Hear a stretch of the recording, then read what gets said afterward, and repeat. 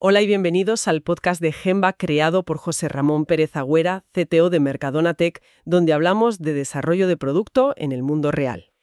Hoy tenemos sobre la mesa una historia realmente potente, de esas que enganchan porque son de verdad, contada además en primera persona por Pedro Díaz, Engineering Manager en Mercadona Tech. Es la crónica detallada de la transformación de un equipo tecnológico. Un equipo que empezó el año, seriamente cuestionado, con dudas sobre su propia continuidad, y terminó siendo reconocido y valorado. Vamos a explorar a fondo este viaje de un año centrándonos en la gestión del cambio, la compleja tarea de reconstruir la confianza y, por supuesto, la búsqueda de resultados tangibles. Para que nos hagamos una idea del punto de partida, la situación era francamente delicada. El equipo navegaba como sin un rumbo fijo, ¿sabes? Sin una estrategia clara que les guiara. La cosa llegó a tal punto que internamente, en las altas esferas de la dirección, se llegó a plantear abiertamente si tenía sentido mantener el equipo. Uf, qué fuerte. O si sería mejor disolverlo y repartir sus funciones. La percepción generalizada, tanto dentro como fuera, no era nada buena. Ya. No se les veía como un equipo potente en ingeniería, pero tampoco destacaban en la parte de producto. Claro, el peor escenario casi. Era una situación muy comprometida, una auténtica encrucijada. Vale, vamos a empezar a desgranar esto porque entender el punto de partida es clave. Los problemas eran múltiples y se manifestaban de varias formas. Por ejemplo, si miramos los objetivos que se marcaba el equipo cada trimestre, eran pequeños, muy dispersos, inconexos entre sí. Como una lista de tareas, ¿no? Exacto. Daba la sensación de ser más una lista de tareas sueltas, casi como una lista de la compra, que una hoja de ruta coherente orientada a resolver problemas reales del usuario o a generar un impacto medimie. Esa falta de dirección clara se traducía en una peligrosa ausencia de sensación de progreso, de logro colectivo. El equipo trabajaba, sí, pero no parecía avanzar hacia ningún sitio concreto. Exacto. Y si profundizamos en la dinámica interna y en los aspectos más técnicos, nos encontramos con una dependencia muy marcada del tech lead del equipo en aquel momento. Esta persona tenía un conocimiento profundísimo del dominio de negocio, del área específica en la que trabajaba el equipo. Y aunque ese conocimiento era sin duda un activo valioso, Claro, eso es bueno tenerlo. sí, pero esa misma concentración de expertise en una sola figura actuaba como un cuello de botella. Limitaba la autonomía del resto de ingenieros e ingenieras del equipo, que quizás no se atrevían o no tenían el contexto suficiente para tomar decisiones técnicas importantes por sí mismos. Entiendo. Es fundamental entender que esto no era culpa del tech lead como individuo, ¿eh? Era un síntoma de cómo estaba configurado el equipo, de cómo se distribuían las responsabilidades y sobre todo la confianza. Era una estructura que, de forma no intencionada, frenaba el desarrollo y la iniciativa del resto. Y aquí es donde la autocrítica del propio manager, de Pedro Díaz, arroja mucha luz y es, creo, muy valiente. Él mismo reconoce, mirando hacia atrás, que su mayor error en esa fase inicial fue no haber sido lo suficientemente claro y directo sobre la gravedad y la urgencia de la situación desde el principio. Eso es duro reconocerlo. Sí, admite que le faltó dar ese feedback honesto, quizás incómodo, pero necesario, que podría haber servido de revulsivo para acelerar los cambios que hacían falta. Habla de una tolerancia excesiva, con una dinámica de equipo que ya mostraba signos evidentes de estancamiento, de que no estaba funcionando. Claro. Y claro, esa falta de claridad inicial, esa especie de dejar pasar por evitar la confrontación, tuvo consecuencias. Dificultó enormemente que el equipo pudiera empezar a mostrar resultados, a ganar tracción en sus entregas. Y a generar confianza, que es clave. Y sobre todo, a generar la confianza externa e interna que tan desesperadamente necesitaban para revertir la situación. Con ese diagnóstico sobre la mesa, estaba claro que había que actuar. Había que tomar decisiones y algunas, no fueron sencillas. La primera palanca de cambio surgió de una circunstancia un tanto inesperada. El tech lead, la persona que concentraba gran parte del conocimiento técnico, decidió dar un paso al lado. Ah, mira. Se movió lateralmente dentro de la empresa. Optó por volver a un rol de ingeniero backend puro, donde se sentía más cómodo y creía que podía aportar más valor de forma enfocada. Ante esta situación, el manager, Pedro, vio una oportunidad. Claro, un hueco que llenar. Exacto. Decidió asumir él mismo, de forma temporal y consciente del desafío, el rol de tech lead del equipo.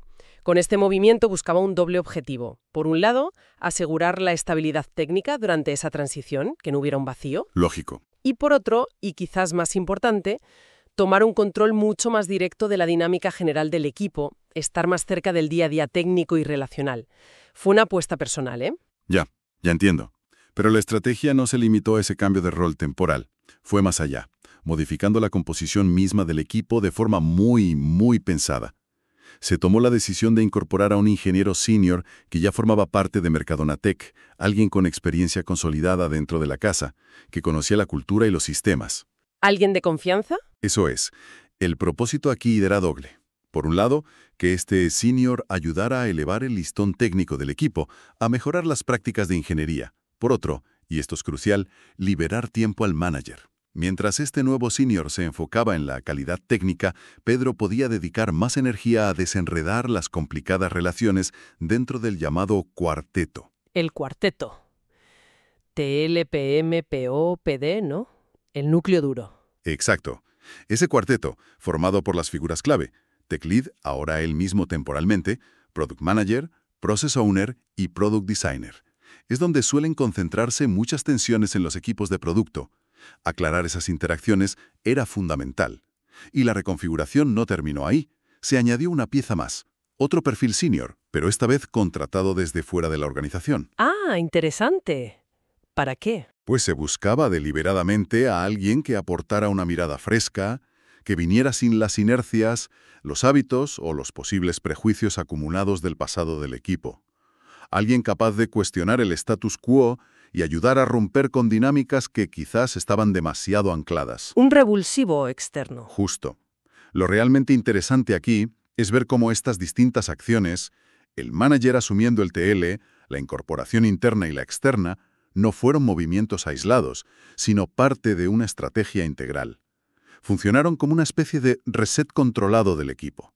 El objetivo era claro: crear de forma deliberada las condiciones necesarias para poder reconstruir el equipo sobre unas bases mucho más sólidas. Preparar el terreno, digamos. Exacto. Tanto a nivel técnico, que era necesario, como a nivel de relaciones y confianza, que era absolutamente vital. Era como preparar el terreno antes de volver a sembrar. Y entonces llegamos al meollo, al proceso de reconstrucción en sí. Aquí es donde la historia se pone realmente interesante, porque es donde se ve el trabajo de campo. El manager, ya con esas piezas nuevas en el tablero, centró su esfuerzo inicial en el área donde tenía más control directo y experiencia, la ingeniería. ¿Normal? ¿Su terreno? Claro, y empezó por algo aparentemente sencillo pero fundamental: ajustar los rituales del equipo. Las reuniones diarias, las famosas dailies, se transformaron. Pasaron a ser muy breves, muy concisas, directas al grano. Se buscaba eliminar el ruido, las divagaciones. Como decía Pedro, sin historias largas. Eficiencia pura. Eso es. El objetivo era la eficiencia, la claridad y el foco en desbloquear el trabajo del día. Las retrospectivas también sufrieron una metamorfosis importante. Dejaron de ser esas sesiones que a veces se convierten en un muro de las lamentaciones, ¿sabes? Sí, donde solo te quejas. Exacto. Donde solo se listan problemas sin buscar soluciones, para transformarse en espacios de aprendizaje práctico y accionable. El foco se puso en analizar de forma constructiva qué había funcionado bien y qué no tanto en el sprint que acababa de terminar. Pero sobre todo, en decidir qué cambios concretos, qué experimentos se iban a probar en el siguiente sprint para mejorar. Acción. Justo. Sin embargo, más allá de los rituales, la herramienta que Pedro destaca como absolutamente clave en todo este proceso fue el feedback. El famoso feedback. Pero no cualquier feedback. Un feedback constante, muy directo, que él mismo califica de crudo y transparente. Esto implicaba sentarse con cada miembro del equipo y compartir abiertamente cómo se percibía su contribución, cuál era su punto de partida real, sin paños calientes. Eso tiene que costar. ¿Y cuál era el camino de mejor esperado? La idea era usar la claridad radical, aunque fuera incómoda, como el principal motor para impulsar el cambio individual y colectivo. Claro, hay que imaginar que este enfoque tan directo y los cambios estructurales no fueron recibidos con los brazos abiertos por todo el mundo desde el minuto 1. Es totalmente lógico y humano que al principio surgieran resistencias. Seguramente hubo escepticismo, dudas legítimas dentro del equipo del tipo: ¿esta vez va en serio? ¿Será otro intento fallido de cambio? Normal. Venían de una mala racha. Exacto. Habían pasado por una etapa difícil y la confianza estaba dañada. Aquí lo que marcó la diferencia fundamental fue la constancia del manager y de los nuevos fichajes.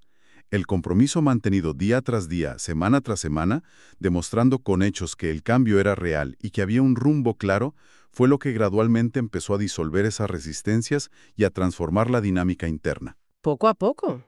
Sí, los resultados positivos no llegaron de la noche a la mañana, fueron paulatinos, pero se empezaron a notar. El ambiente de trabajo mejoró, se respiraba un aire distinto, las entregas empezaron a ser más predecibles y claras, y, aunque de forma lenta al principio, la percepción externa sobre el equipo empezó a cambiar, a virar hacia una dirección más positiva.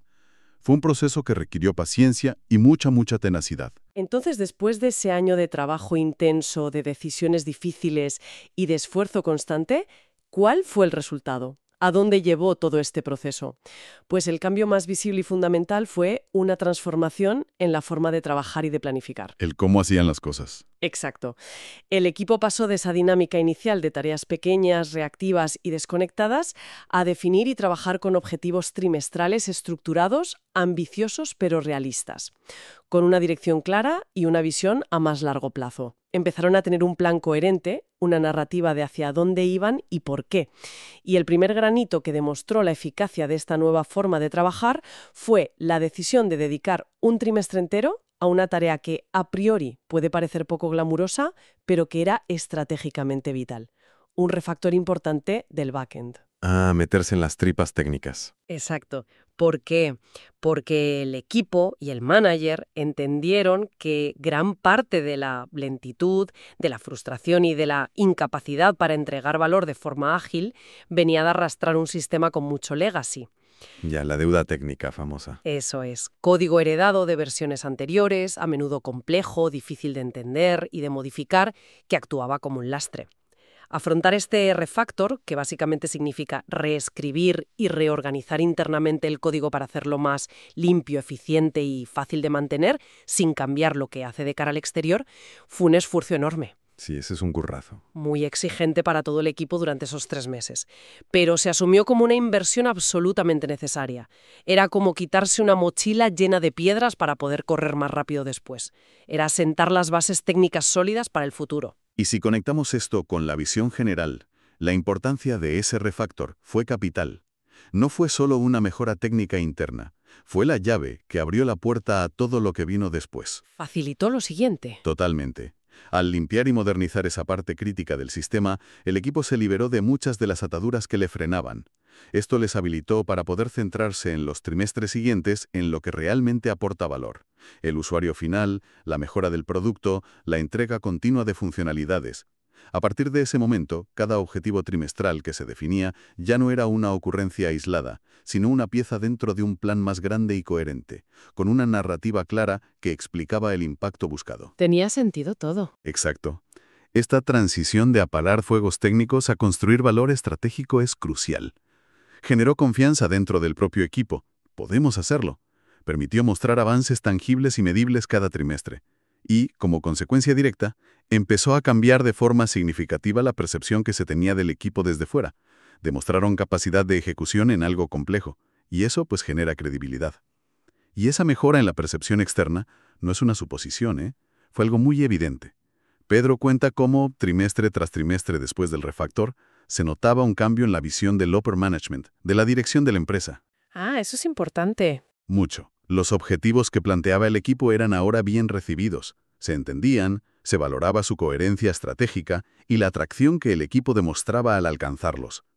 Lo más revelador fue el cambio en el tipo de conversación. Se pasó de aquella duda inicial sobre la continuidad misma del equipo, ¿qué hacemos con ellos? Del miedo a disolverlos. Justo. A un respaldo claro del rumbo que llevaban y a preguntas del tipo, ¿qué necesitáis para ir aún más rápido? ¿Cómo podemos ayudar a acelerar? Este cambio radical en el diálogo, pasar de la supervivencia a la aceleración, es una de las señales más potentes de que la reconstrucción había sido exitosa y de que la confianza se había recuperado. Totalmente. De toda esta vivencia, de este año de transformación, se pueden extraer aprendizajes muy valiosos, que van más allá de este caso concreto. El primero, y quizás uno de los que más resuenan, es que los cambios profundos, los que realmente transforman la dinámica de un equipo, llevan mucho más tiempo y esfuerzo del que uno suele imaginar al principio. Siempre pasa así. No basta con un par de ajustes o una nueva herramienta, se necesita una constancia férrea, muchísima paciencia para ver los resultados y una determinación inquebrantable para mantener el rumbo elegido durante meses, incluso cuando las cosas se ponen cuesta arriba o los resultados tardan en llegar. Es una maratón, no un sprint. Clarísimo.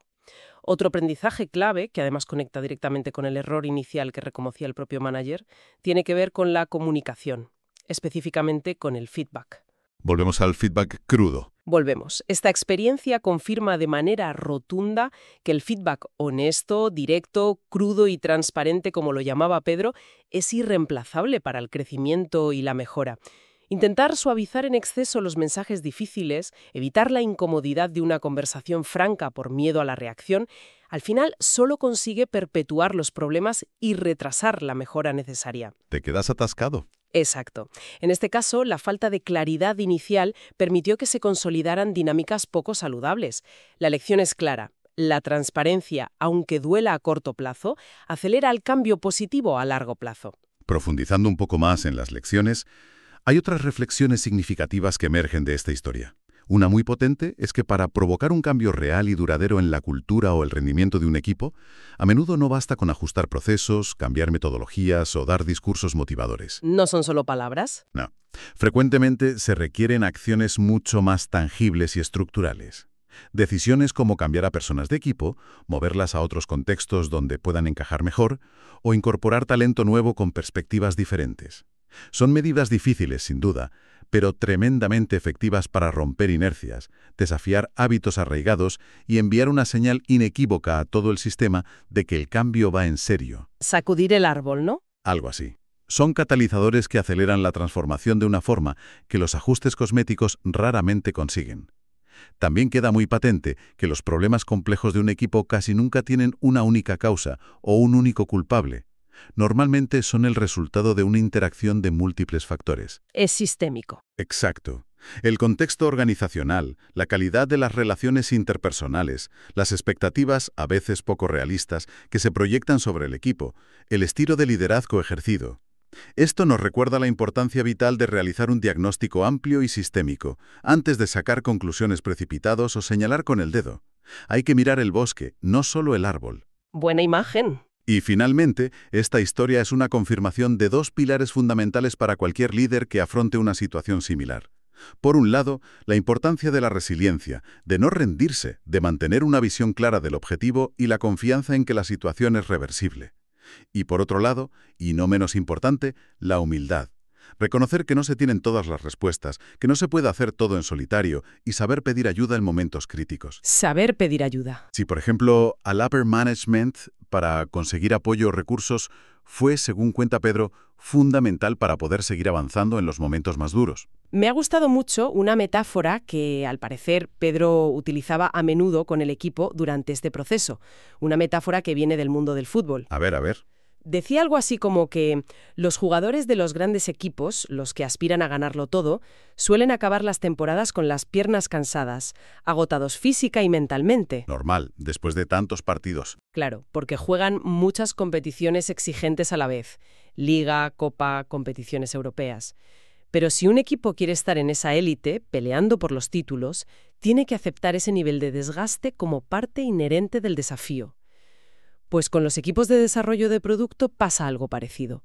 Si se aspira a tener un impacto significativo, a jugar en la primera división de la entrega de valor, hay que aceptar el esfuerzo extra. Hay que aceptar que habrá momentos de gran esfuerzo, de desgaste, de piernas cansadas, y es precisamente en esos momentos de máxima exigencia donde la resiliencia individual y colectiva, el apoyo mutuo dentro del equipo, marcan la diferencia. Muy buena metáfora, sí señor. Marca la diferencia entre los que siguen adelante y los que se quedan por el camino. Es una forma gráfica de hablar de la exigencia y la recompensa del alto rendimiento. Sin duda. En definitiva, esta historia que hemos desgranado hoy es un testimonio poderoso. Es la prueba de que la honestidad radical, empezando por la autocrítica, combinada con la toma de decisiones valientes, aunque impopulares o incómodas a corto plazo, y sobre todo una perseverancia a prueba de bombas, pueden transformar situaciones que inicialmente parecen crisis profundas y sin salida Parecen imposibles. en auténticas historias de éxito, de reconstrucción y de recuperación de la confianza. Demuestra que el cambio es posible, aunque requiere un esfuerzo extraordinario. Y tal vez, para quienes nos escuchan y se puedan ver reflejados en algunos de los desafíos que hemos comentado, esta experiencia plantea una pregunta interesante para la reflexión personal. Basándose en lo que hemos visto aquí, si alguien se encontrara ahora mismo en una situación con retos similares en su propio equipo u organización, ¿cuál podría ser ese primer paso crítico? El primer movimiento. Sí, esa primera acción valiente y concreta, por pequeña que parezca, que podría empezar a marcar una diferencia real y a iniciar un camino de cambio. Lo dejamos ahí como una semilla para la reflexión individual. Gracias por acompañarnos en este episodio del podcast de Gemba. Hasta el próximo episodio.